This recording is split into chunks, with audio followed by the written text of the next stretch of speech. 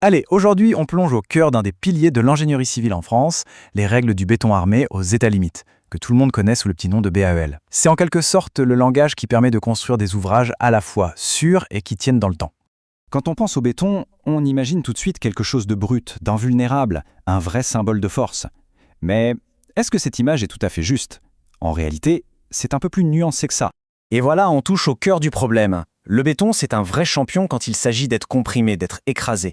Il peut supporter des charges colossales. Par contre, si on essaye de l'étirer, de le mettre en traction, là, c'est une autre histoire. Il se fissure et casse très très facilement. C'est ce paradoxe qui a poussé les ingénieurs à se creuser la tête pour trouver une solution. Et la solution, franchement, elle est géniale de simplicité, le béton armé. L'idée, c'est de marier la résistance du béton à la compression avec la résistance de l'acier à la traction. Les barres d'acier, qu'on appelle les armatures, vont en fait reprendre tous les efforts d'étirement que le béton, lui, ne supporte pas. C'est vraiment l'alliance parfaite qui a complètement révolutionné le monde de la construction. Ok, mais comment on s'assure que ce mariage entre béton et acier fonctionne à tous les coups, et partout? Eh bien, c'est précisément là qu'intervient le BAL. Il faut voir ça comme le manuel d'instruction officiel, la règle du jeu que tous les ingénieurs doivent suivre à la lettre pour concevoir en béton armé.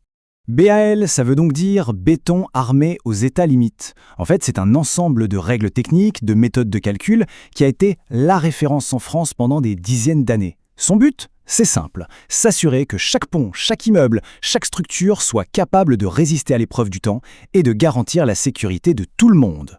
Au cœur du BL, il y a une idée, une philosophie vraiment fondamentale, celle des états limites. Il ne s'agit pas juste de construire pour que ça tienne, non. L'idée, c'est de définir de manière très précise les frontières qu'il ne faut absolument jamais dépasser. Cette citation vient tout droit de la réglementation et elle est limpide.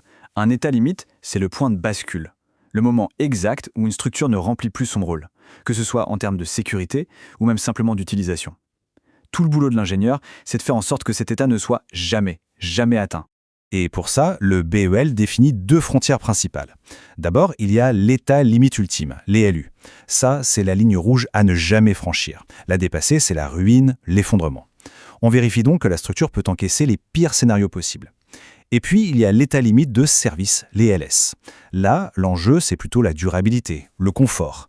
On s'assure que la structure ne va pas trop se déformer ou que les fissures restent tellement petites qu'elles ne risquent pas de compromettre sa durée de vie. Bon, tout ça, c'est les grands principes. Mais maintenant, passons à la pratique. Concrètement, sur le terrain, comment ces règles se traduisent dans le calcul d'une poutre, d'un poteau? Le point vraiment crucial, c'est de comprendre que toute cette sécurité repose sur une précision mathématique hyper rigoureuse. Les textes du BL sont remplis de formules, parfois assez intimidantes, pour calculer les contraintes, l'effort tranchant, la flexion. Absolument chaque détail est calculé, quantifié, pour ne laisser aucune place au hasard. Si on voulait simplifier le processus, on pourrait le résumer en 3 grandes étapes. Première chose, on évalue toutes les forces qui vont s'appliquer sur la structure. Ça inclut son propre poids, qu'on appelle G, et les charges qui peuvent varier, comme le poids des gens ou de la neige, qu'on appelle Q. Deuxième étape, et ça c'est fondamental, on applique des coefficients de sécurité. C'est-à-dire qu'on augmente volontairement ces charges pour se garder une marge de sécurité.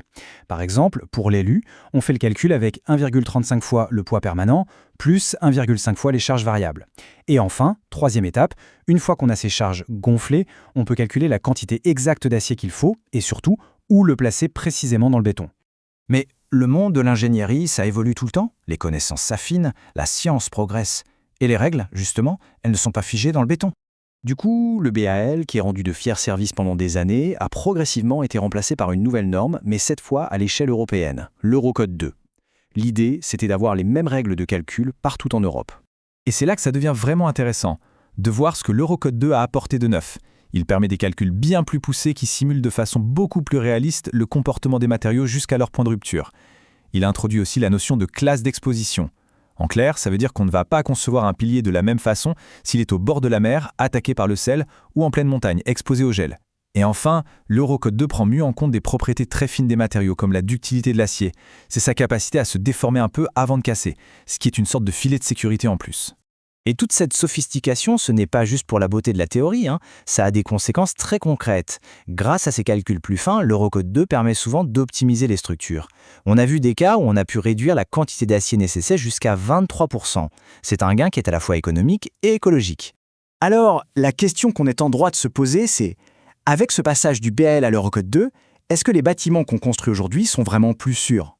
Et la réponse est un grand oui. Cette évolution, ce n'est pas une révolution qui renie le passé, c'est un perfectionnement. Ça montre bien cette quête permanente de l'ingénierie pour toujours mieux comprendre les matériaux, toujours mieux maîtriser les lois de la physique, pour au final construire des ouvrages non seulement plus sûrs, mais aussi plus durables et plus intelligents. C'est la science au service de notre sécurité à tous.